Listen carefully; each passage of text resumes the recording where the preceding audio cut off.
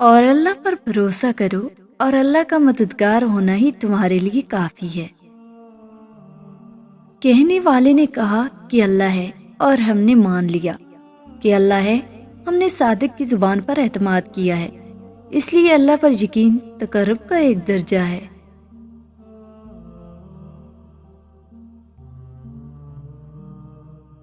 یقین سے بڑھ کر یقین، نفرت کی سب نشانیاں ملنے کے باوجود خدا کی محبت پر یقین، قہر کی سب علامتیں دکھائی دینے کے باوجود اس کے رحم پر یقین۔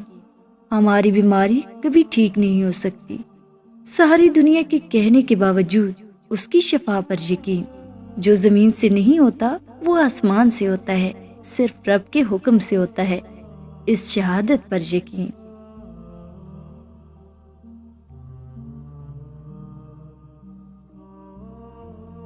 جب انسان اپنے رب پر اس قدر بھروسہ کر لیتا ہے کہ اس پاک ذات کے علاوہ کوئی بھی اس کی ضرورت پوری نہیں کر سکتا، تو باری تعالیٰ بھی اپنے بندے کو مایوس نہیں لوٹاتا، اس کی دعا ضرور قبول فرماتا ہے، اور ہمارا یہ بھروسہ ہی ہمارا ایمان ہے۔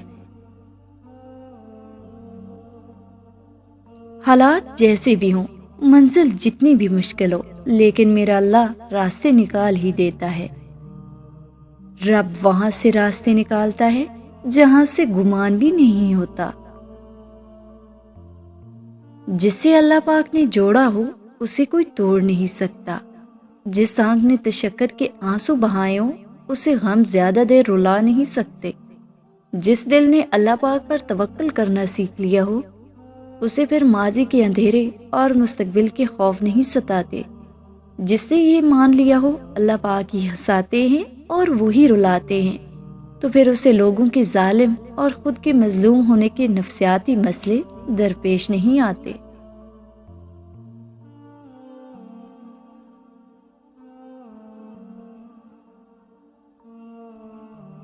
اللہ سے مانگو، پھر مانگو اور مانگتے رہو، وہ دے گا، صرف وہی دے گا، کیونکہ بس وہی دے سکتا ہے۔ اگر انسان اللہ پر بھروسہ کرے تو پہاڑ کو بھی ہلا سکتا ہے۔ اپنی طرف سے بھرپور کوشش کیجیے، سخت محنت کیجیے، طریقہ صحیح اور جائز اختیار کیجیے، دعا کیجیے، پر امید رہیے اور نتیجہ خدا پر چھوڑ دیجیے۔ جب انسان کی محنت غلط ہو جائے تو یقین کمزور ہو جاتا ہے، اور جب یقین خراب ہو جائے تو اعمال خراب ہو جاتے ہیں۔ اعمال خراب ہو جائے تو انسان ناکامی کے راستے کو اختیار کر لیتا ہے۔ اللہ پر بھروسہ کرنے والا اسباب کا محتاج نہیں ہوتا۔ جب اللہ تمہیں کنارے پر لا کھڑا کر دے تو اس پر کامل یقین رکھو، کیونکہ دو چیزیں ہو سکتی ہیں، یا تو وہ تمہیں تھام لے گا یا تمہیں اڑنا سکھا دے گا۔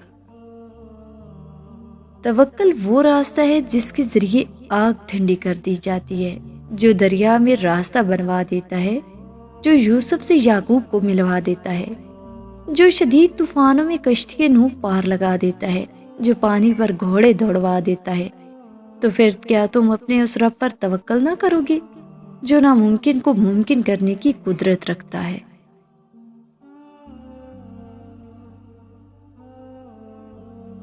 اپنی عقل سے زیادہ اللہ کی ذات پر بھروسہ کرو۔ جب کسی کام کا ارادہ کر لو تو پھر اللہ پر بھروسہ رکھو، بے شک اللہ بھروسہ رکھنے والوں کو پسند کرتا ہے۔ پھر جب تو پختہ ارادہ کر لے تو اللہ پر بھروسہ کر، بے شک اللہ بھروسہ کرنے والوں سے محبت کرتا ہے۔ ٹھوکر ان کو بھی لگتی ہے جو اللہ رب العزت پر بھروسہ رکھتے ہیں، مگر اللہ رب العزت پر بھروسہ انہیں کبھی پستی میں گرنے نہیں دیتا، سنبھال لیتا ہے۔ جن کے دلوں میں رحم، طبیعت میں سادگی، احساس میں خلوص اور سوچوں میں سچائی ہو، ایسے انسانوں کا وجود اللہ کی طرف سے مخلوق کے لیے نعمت ہے۔ لوگ پوچھتے ہیں میرے سکون کی وجہ، مسکرا کر کہہ دیتی ہوں میرا اللہ میرے ساتھ ہے۔ پانی اور نماز ایک جیسے ہیں۔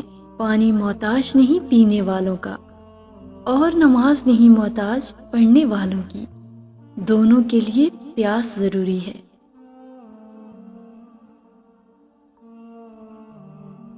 تلوار کا زخم جسم پر ہوتا ہے اور بری گفتگو کا روح پر۔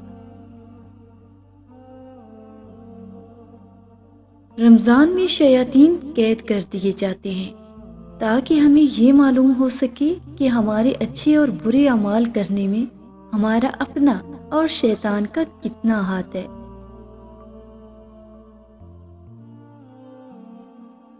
کائنات کا پورا نظام ہی اللہ کی محبت کا عکاس ہے، پھر بھی نہ جانے محبت میں لوگوں کی سوچ صرف مرد اور عورت کے تعلق تک محدود رہ جاتی ہے۔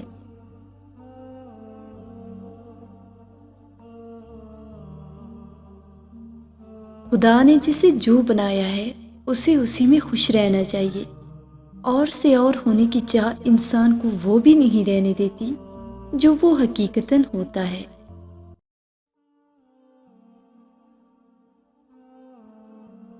لوگوں کی نظروں میں گرنے کی بجائے اس رب العزت کی نظروں سے گرنے سے بچو جو تمہاری عزت کی حفاظت فرماتا ہے۔